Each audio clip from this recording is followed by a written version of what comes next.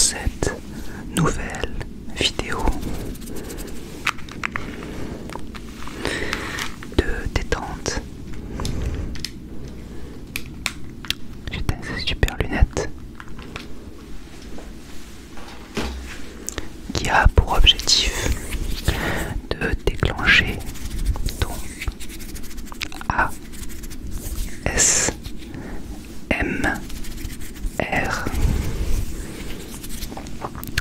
Il s'agit enfin de la suite de la vidéo Sommes-nous seuls dans l'univers. La première vidéo, je te remets le lien ici, était dédiée au paradoxe de Fermi.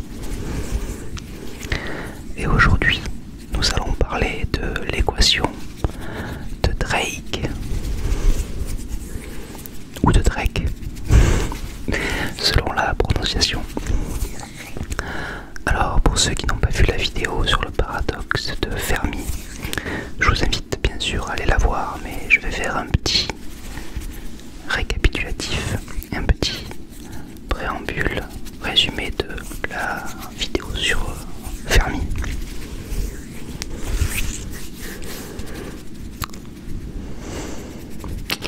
J'adore ce fond. Ouais, je l'ai déjà sélectionné avant de faire la vidéo. Alors, je vais prendre ma tablette.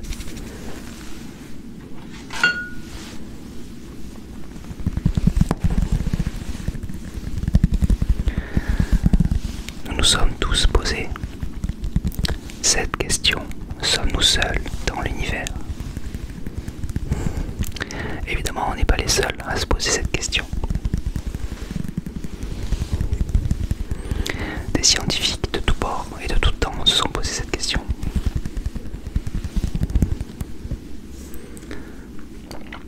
Alors là, nous sommes en 1950.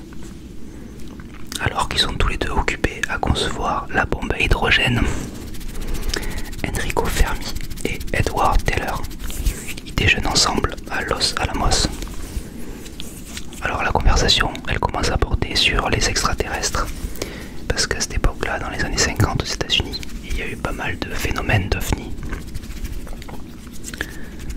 Donc comme Fermi était habitué aux estimations rapides des ordres de grandeur en physique, alors il se dit sur un coin de table, il se met à estimer le temps qu'il faudrait à une civilisation croissant dans la galaxie pour coloniser toutes les étoiles, même en se déplaçant à une infime fraction de la vitesse de la lumière.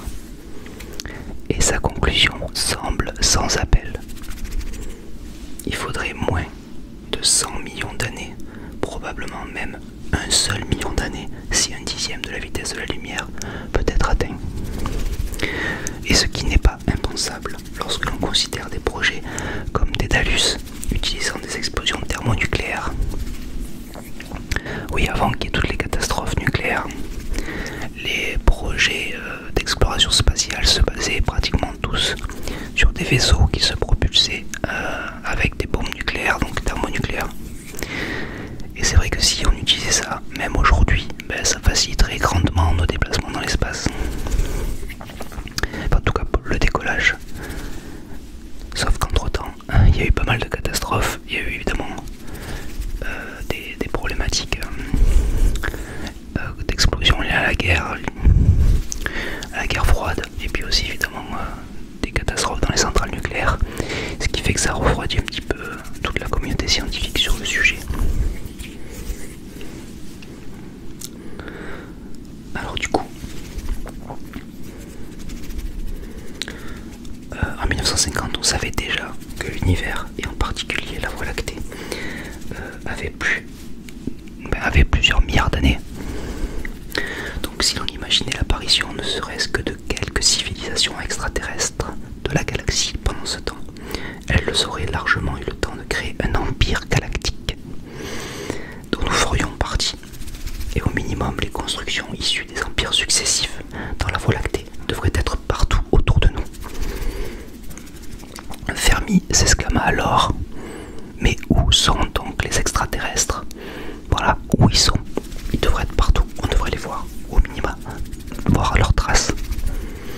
C'est ce qu'on appelle le paradoxe de Fermi. On devrait les voir, mais on ne les voit pas.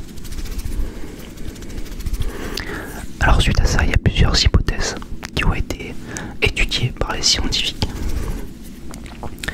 Et on va les regrouper en 3 catégories. Alors les hypothèses, dans la catégorie 1, les civilisations extraterrestres n'existent pas. Et pourquoi? Parce que la Terre est unique. Son environnement fait que l'environnement de la Terre est unique et que c'est vraiment seulement sur Terre que la vie peut se développer. L'apparition de la vie est rare. Ou l'apparition de la vie n'est pas rare, mais l'intelligence est rare. Et donc du coup, il faut une civilisation intelligente pour qu'elle se développe, qu'elle développe sa communication et son envie aussi de communiquer et de se déplacer à travers l'univers. Le groupement d'hypothèse 2. Les civilisations extraterrestres existent, mais n'ont pas encore communiqué. Alors, parce que les voyages interstellaires sont difficiles, on s'en rend bien compte nous-mêmes, donc il y en aurait d'autres, mais elles seraient confrontées exactement aux mêmes problématiques que nous. Il y a des problèmes de détection ou d'interprétation. Ça veut dire que peut-être que certaines civilisations essaient de communiquer avec nous, mais on n'arrive pas à le détecter, on n'arrive pas à le comprendre. Par exemple, nous, on envoie des signaux qui sont des signaux radio dans l'espace. Bon, c'est une technologie que l'on a appris à maîtriser que depuis, allez, 150 ans à tout casser. Donc du coup, bon ben, voilà, peut-être qu'on nous envoie des signaux, je ne sais pas de quelle technologie qu'on n'arrive pas, nous, à détecter par exemple. Il peut y avoir aussi un refus ou une impossibilité de communiquer. C'est-à-dire que peut-être qu'ils reçoivent nous ce qu'on envoie, mais ils ne savent pas comment renvoyer, ils ne savent pas le comprendre eux aussi. Ou sinon, ils refusent de communiquer. Il y a pas mal de scientifiques qui disent que c'est une grossière erreur que d'envoyer des messages dans l'univers et que le fait qu'il y ait d'autres civilisations extraterrestres, ça serait une catastrophe et ça serait très dangereux pour nous. Voilà, donc il faut surtout pas montrer qu'on est là. Donc peut-être que les autres ils pensent ça et ils ont peur. Qu'on soit des colonisateurs par exemple. Hypothèse, hein, bien sûr. Et après dans ce groupe d'hypothèses 2, on a les catastrophes ou les transcendances. Alors ben ça veut dire que il peut y avoir des catastrophes qui font qu'à un moment donné les civilisations elles n'arrivent pas tout simplement à un stade suffisamment avancé pour voyager à travers l'univers. Le groupement d'hypothèses numéro 3. Les civilisations extraterrestres existent et elles nous rendent visite. Elles sont là. Mais soit on ne les voit pas ou soit on ne veut pas les voir. Par exemple, il y a des ovnis, voilà, un certain nombre d'ovnis, peut-être que c'est extraterrestre, mais on n'y croit pas. Ou en tout cas, il y a une grosse partie de la population et de la communauté scientifique qui n'y croit pas. On voit des traces de passages extraterrestres, alors certains les analysent comme tels et d'autres trouvent d'autres explications, mais peut-être que c'est effectivement des extraterrestres. Il y a la théorie aussi de la panspermie. Ça veut dire que une hypothèse que nous, les êtres humains, nous sommes nous-mêmes d'origine extraterrestre, qui a eu en fait une dissémination. Il y a aussi l'hypothèse du saut, c'est-à-dire que le scénario qu'on appelle dit du laboratoire. Il pose que la Terre, en fait, on est le sujet d'une expérience, voilà, et qu'il nous regarde de loin. Après, dans ce groupement d'hypothèse 3, il y a aussi le fait que les extraterrestres sont des dieux invisibles ou sont des êtres dématérialisés, c'est-à-dire qu'ils sont arrivés à un tel niveau de conscience qu'ils ont dématérialisé leur conscience dans, je sais pas moi, des espèces de robots. Voilà, tout ça ce sont des hypothèses.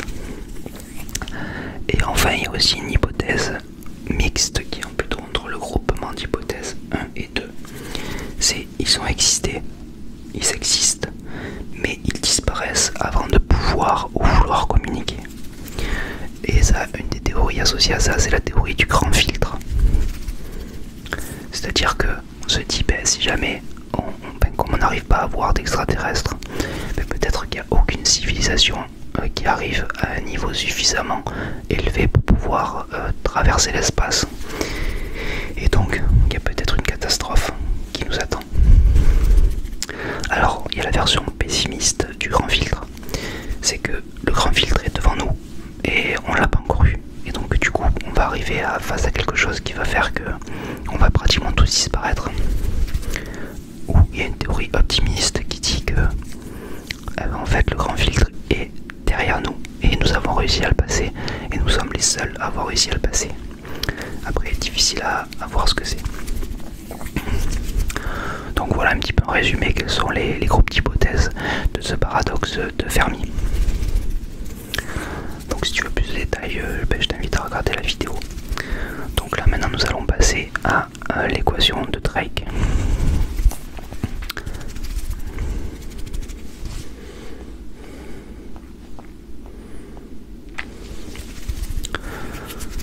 Alors l'équation de Drake, qu'est-ce que c'est? Donc c'est un petit peu après le paradoxe de Fermi, donc, qui a été mis en avant en 1950. On est au début des années 60. Et donc c'est une équation qui est proposée en 1961 donc par Frank Drake, qui est un radioastronome. Et c'était au moment en fait où il prenait une part active au lancement du programme SETI. Donc tous ceux qui s'intéressent un petit peu à la cosmologie et à la conquête spatiale connaissent évidemment le programme SETI, Search for Extraterrestrial Intelligence. Alors c'est toujours dans la même logique en fait de ce qu'a fait Fermi sur un coin de table. L'objectif de Drake, c'est pas de démontrer ou non qu'il y a des civilisations extraterrestres intelligentes, c'est d'essayer de poser les bases d'une équation qui, en travaillant sur chacune des variables, pourrait nous permettre d'estimer la probabilité qu'une civilisation extraterrestre, autre que la nôtre, existe au sein de notre galaxie.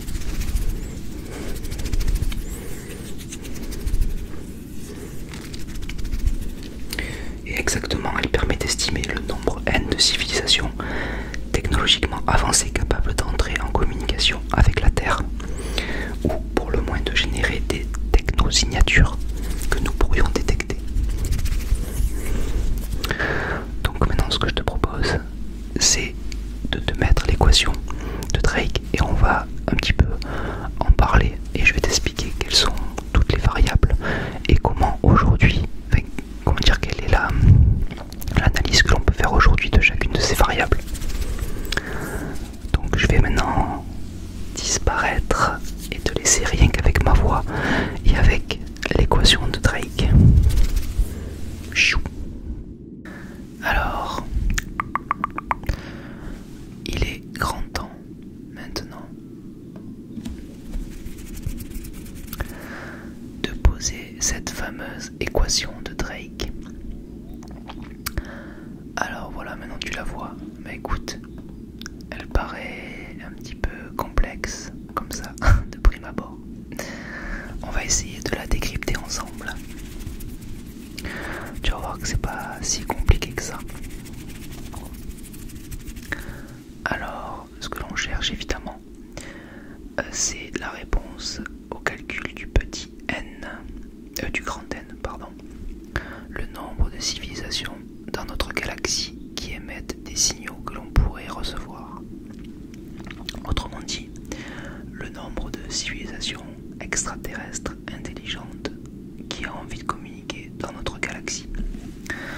En effet, au début, l'équation de Drake, elle a simplement cette vocation-là de savoir ce qui se passe dans notre galaxie et pas dans l'univers.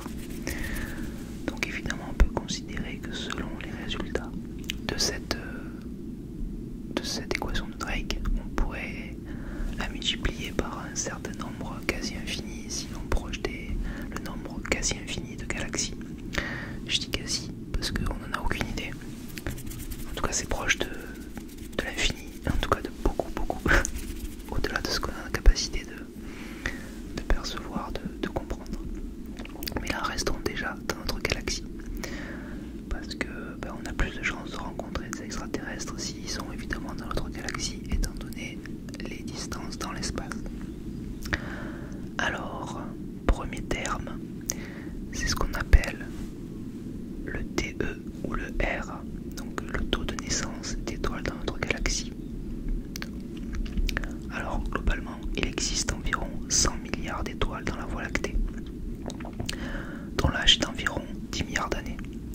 cela conduit à un taux de formation uniforme de 10 par an. On sait aujourd'hui que le taux de formation stellaire était plus grand par le passé et qu'actuellement, seules 3 à 5 masses solaires se transforment en étoiles chaque année, soit environ 10 étoiles par an, en considérant qu'on forme plus de petites étoiles que de grandes. Donc aujourd'hui, ce premier terme, on peut considérer qu'il est à 10. Ensuite, parmi ces étoiles qui sont créées, donc, quelle est la fraction d'étoiles possédant des planètes? Donc, le ppl. En effet, c'est pas parce que on a une étoile que forcément cette étoile va avoir des planètes autour. Alors j'ai dit ppl, mais c'est aussi le fp. En fait, ça dépend les traductions. C'est la fraction d'étoiles possédant des planètes. Alors maintenant qu'on a découvert les exoplanètes, on peut considérer aujourd'hui qu'il y a environ 10% des étoiles de type solaire qui forment des planètes. Voilà, alors ça c'est la projection un petit peu pessimiste. On va dire que un soleil sur 10, une étoile sur 10, a des planètes autour. Voilà. Certains scientifiques disent qu'on est un petit peu au-dessus, mais bon, voilà. De l'ordre de 30 à 40%. Donc voilà, sur toutes les composantes de l'équation, il y a toujours la version pessimiste et la version plus optimiste. Parce que c'est vrai qu'on a beaucoup avancé ces dernières années sur l'exploration, enfin sur la recherche des exoplanètes, et c'est vrai qu'on en trouve de plus en plus. Donc ce chiffre-là de 10%, il est en train d'être recalibré plutôt à la hausse, voire même beaucoup plus à la hausse. Au début on était sur 10, après sur 30, 40%, et maintenant certains scientifiques, certaines études vont plutôt vers 70%. Ensuite, le terme d'après, donc c'est le NE, c'est le nombre de planètes ou de lunes autour de ces planètes habitables. Donc qu'est-ce que ça signifie habitable? C'est qu'elle se trouve dans la bonne distance par rapport à son étoile. Donc du coup il y a une valeur, il ne faut pas être trop proche, il ne faut pas être trop éloigné, il faut être dans cette distance là. Par exemple, dans notre système solaire, il y en a 4 qui sont dans cette distance. Il y a la Terre, Mars, Europe et Titan. Et encore Europe et Titan, voilà, il n'y a que les 2 premières qui se trouvent véritablement dans la zone habitable classique. Et seule la Terre répond parfaitement aux critères stricts d'habitabilité. Donc du coup, on ne sait pas trop. On a envie de dire, allez, une, maximum 2. Voilà, donc encore une fois, pareil, on peut prendre une valeur pessimiste qui serait une valeur un peu plus optimiste qui serait 2. Ensuite, donc parmi ces planètes dans laquelle la vie peut apparaître, en tout cas on considère qu'elle a la bonne position par rapport à son étoile pour apparaître. Encore faut-il que la vie apparaisse réellement. Donc c'est la fraction de planètes habitables où la vie s'est développée. Alors certains scientifiques assurent que c'est vrai, donc que la valeur est de 1. Ils pensent qu'à partir du moment où la vie peut se développer, forcément la vie se développe.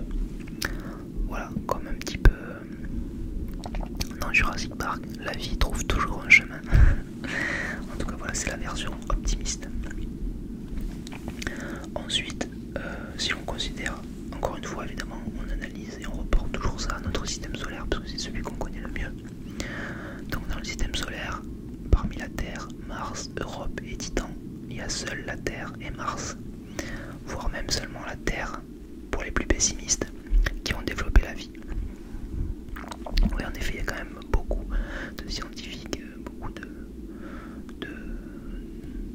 d'études qui ont été menées qui pensent qu'il y a eu de la vie sur Mars, puisqu'on a retrouvé des traces de glace, et donc on considère que pratiquement systématiquement, à chaque fois qu'il y a de l'eau, il y a eu potentiellement à un moment donné de la vie. Voilà. Donc on peut prendre une valeur de cette fraction-là à 0,5 ou à 0,25. Voilà, si on extrapole ce qui se passe dans notre système solaire. Alors, donc je récapitule un petit peu, puisqu'on est un petit peu à mi-chemin. Donc le nombre d'étoiles qui se créent, la fonction de ces étoiles qui possèdent des planètes, le nombre de ces planètes-là qui sont habitables, et parmi ces planètes habitables, la fraction de ces planètes habitables où la vie s'est développée. Et maintenant on en est à la fraction de cette vie qui s'est développée, qui est devenue une vie intelligente. Quand on dit intelligente, c'est une vie qui a une capacité de communiquer, voilà, c'est-à-dire de développer une technologie suffisante pour pouvoir communiquer avec les autres civilisations. Donc évidemment, si c'est simplement une vie, je sais pas moi, des bactéries ou des micro-organismes qui se sont développés, bon, on peut considérer que évidemment c'est un nombre de cas très important et qu'ils n'auront pas forcément la capacité de communiquer avec nous. Alors, sur cette fraction des planètes, avec la vie qui développe une vie intelligente, alors encore une fois, il y a certains qui assurent que l'intelligence doit apparaître, car elle est favorisée par la sélection naturelle. Donc il y en a qui disent encore que c'est 1. Et il y en a d'autres qui sont plus prudents, disent que de Mars et de la Terre, seule la Terre a eu l'opportunité de développer l'intelligence. Et donc du coup, qu'il faut prendre 0,5. Et encore les plus pessimistes, ils proposent une valeur proche de 0. Donc voilà, ça c'est à vous de vous faire votre propre idée. Pour considérer que, bon, voilà, il y a certains scientifiques qui pensent que la vie, les conditions sont tellement rares pour apparaître qu'elle n'est apparue que chez nous, et que la vie intelligente c'est encore plus rare et qu'elle est apparue que chez nous. Voilà. Et il y en a d'autres qui se disent mais non, nous ne sommes pas exceptionnels et qu'à partir du moment où les conditions sont réunies, et comme il y a un nombre très très important de conditions qui peuvent se reproduire les mêmes que les nôtres, on peut considérer que ben non, nous ne sommes pas exceptionnels et que les mêmes causes donnent les mêmes effets. Voilà, à vous de trancher. Ensuite, celui d'après est celui que je trouve encore le plus intéressant pour moi.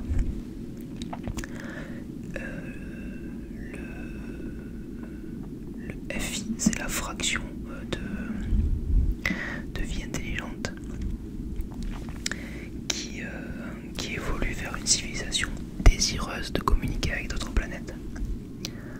Alors ça, c'est vrai qu'on se pose pas forcément la question, mais une civilisation qui devient intelligente, est-ce que forcément elle a envie de communiquer? Aujourd'hui, dans la communauté scientifique, il n'y a pas une hégémonie sur le fait, tout le monde n'est pas forcément d'accord sur le fait qu'il faille communiquer. Certains ont peur et se disent il vaut mieux pas communiquer, il vaut mieux pas marquer notre présence, parce qu'on ne sait pas s'il y a des civilisations extraterrestres, si elles sont pacifiques ou si elles sont belliqueuses, voilà, tout simplement. Donc il y en a très sérieusement qui pensent qu'il ne faut pas communiquer. Donc c'est aussi cette fraction de vie intelligente qui soit, ben voilà, elle se rêve toute seule dans son coin et se dit ben voilà, moi j'ai pas forcément besoin d'aller voir ailleurs. Ou soit elle se dit ben ça peut être dangereux de communiquer, d'aller chercher ce qui se passe ailleurs. Donc voilà, il y a cette fraction là.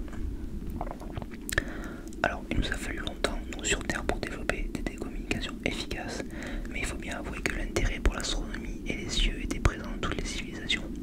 Donc certains assurent que toute vie intelligente tentera de rechercher une autre vie et essaiera donc de communiquer.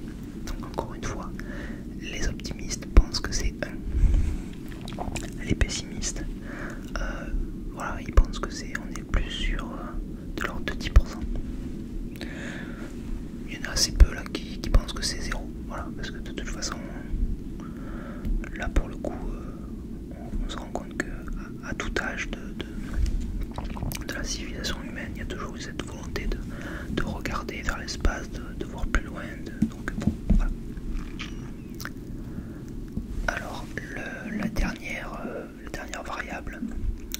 variable L, c'est la durée d'une civilisation communicante.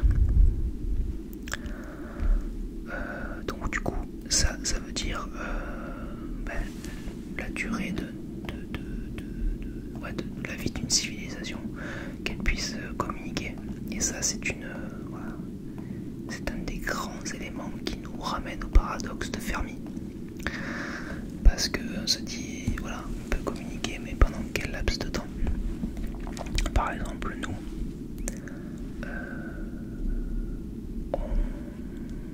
on s'est communiqué que depuis à peu près un siècle. Et donc du coup, la durée minimale vaudrait donc, on va dire, 100 ans si on se compare qu'à nous. Mais après, la durée maximale, et donc c'est là où on se confronte à certaines hypothèses du paradoxe de Fermi, où à partir du moment où une civilisation elle devient développée, elle peut amener peut-être son autodestruction, ou en tout cas elle peut amener à des formes qui peuvent amener à son extinction, et donc du coup on ne sait pas exactement projeter celle-là. En réalité il n'y en a aucune qu'on sait vraiment projeter, mais celle-là particulièrement c'est très très compliqué. Et il y a aussi, parfois on se pose la question de la technologie. Voilà, par exemple nous là, ce qu'on envoie ce sont des ondes radio maintenant. Les ondes radio se fait relativement peu de temps, hein, évidemment, par rapport à l'existence de l'humanité, que l'on arrive à les analyser.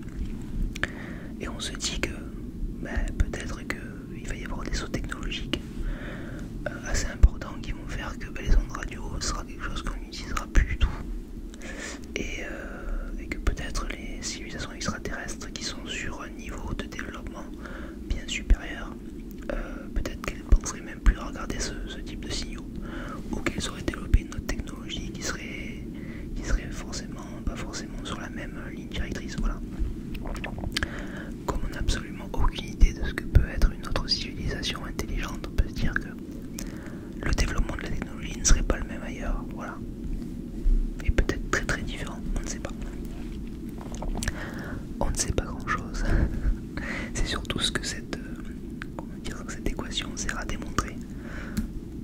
Qu'en fait il y a un nombre d'inconnus qui est très important, et que à part la première que l'on arrive à peu près à déterminer avec une certitude, plus on avance en fait, et plus l'incapacité à vraiment avoir une idée très fiable de la fraction nous apparaît, nous saute dessus, quoi. Alors maintenant les résultats, parce que ça je suis sûr que ça t'intéresse. Alors Drake, lui, par rapport à ses propres résultats, il avait trouvé que n il peut valoir entre 12. Non, maintenant, aujourd'hui, non, c'est pas Drake aujourd'hui. On considère que n peut valoir entre 12 et 50, c'est des valeurs moyennes. Drake, lui, était plus optimiste parce qu'il simplifiait son équation. Pour lui, n était égal à L. Aujourd'hui, les plus pessimistes, ils proposent, on arrive à 0,7. Et donc du coup 0,7 c'est 1. Et 1 c'est nous. Donc du coup on considère qu'il n'y a pas d'autre civilisation intelligente dans notre galaxie. Et ce 0,7 leur permet aussi de dire qu'il y a aussi une très très faible probabilité qu'il en existe dans le reste de l'univers. Mais voilà, certains qui arrivent à plusieurs centaines, parce que ça peut aller très très vite en fait à partir du moment où on a une fraction pour chaque étoile. Si on considère qu'on a, je sais pas aujourd'hui les chiffres, c'est 0,07 exoplanètes, 70% des soleils qui peuvent avoir des exoplanètes, que parmi ces exoplanètes il y en a la moitié qui peuvent apparaître de la vie, puis encore la moitié qui peuvent apparaître de la vie intelligente. Tu multiplies ça par 100 milliards et tu arrives à des chiffres, plusieurs milliers de civilisations extraterrestres, rien que pour notre galaxie. Et bon, là c'est clair qu'on retombe directement sur le paradoxe de Fermi. S'il y avait vraiment plusieurs milliers de civilisations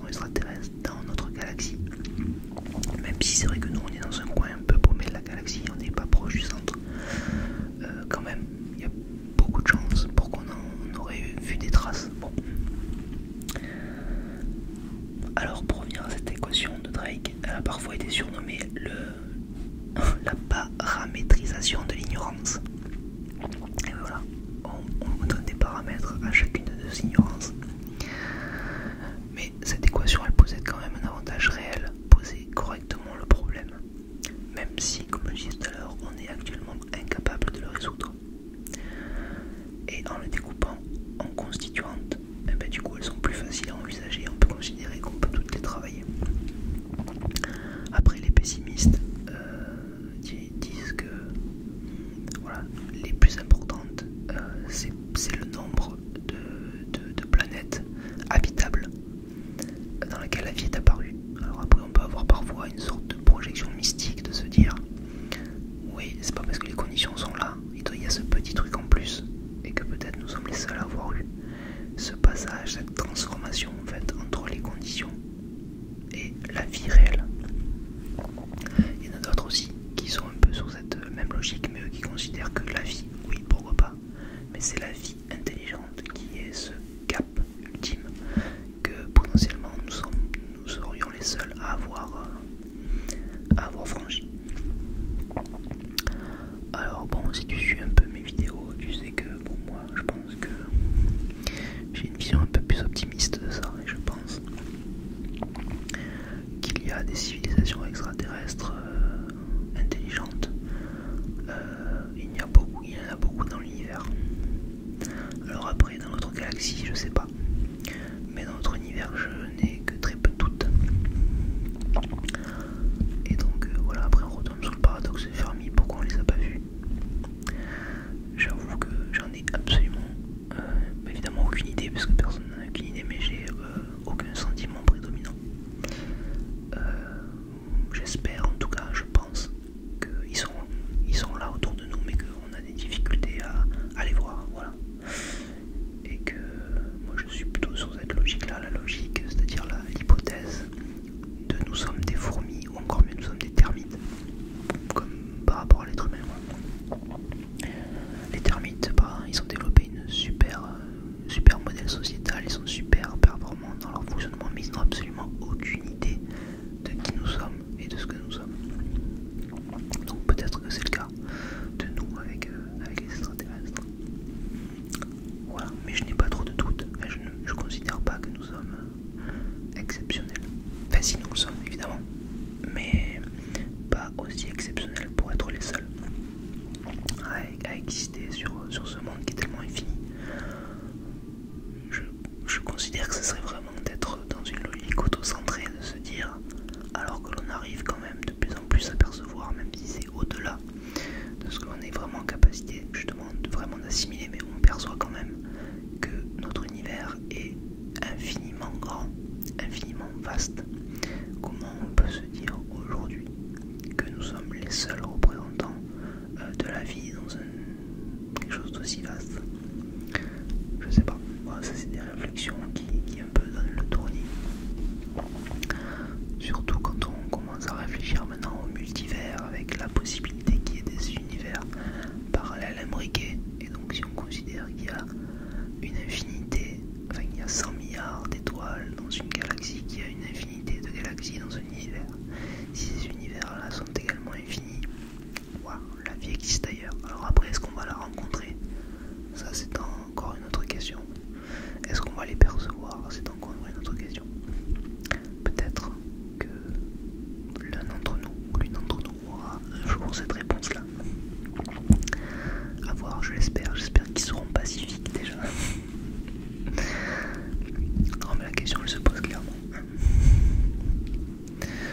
Quand on voit ce qu'on peut se faire nous, entre êtres humains, sur notre planète, on peut se dire que voilà, si on se met à mêler d'autres civilisations extraterrestres les unes avec les autres, voilà, peut-être qu'elles seront d'un niveau de conscience plus élevé. Et en effet, un niveau de conscience plus élevé, c'est peut-être aussi associé au moment où on est en capacité de pouvoir voyager et disséminer notre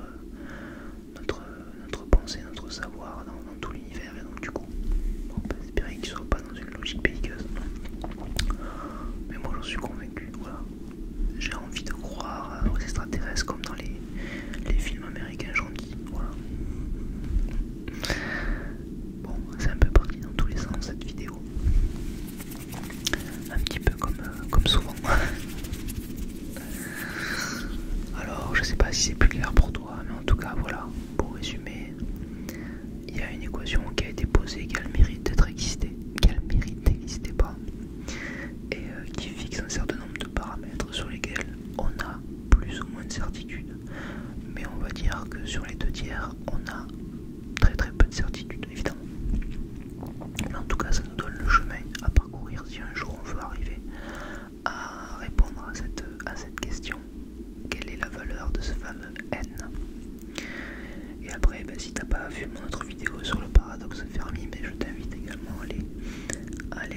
parler d'écouter, parce que c'est aussi la réponse, le pendant de se dire, ben, selon les paramètres que l'on met dans l'équation de Drake, on peut avoir des chiffres très élevés. Et voilà la réponse à la question, pourquoi du coup on a un chiffre élevé et qu'on n'a pas rencontré encore de vie extraterrestre intelligente. Eh ben, c'est la thèse du paradoxe de Fermi que je t'invite à aller découvrir. Maintenant, je vais te laisser un petit peu dans l'espace. Continuer à te détendre et à te bercer de ces sons pour te détendre encore plus, voire même aller jusqu'à l'endormissement. Donc je vais maintenant m'effacer peu à peu. Je t'embrasse et je te dis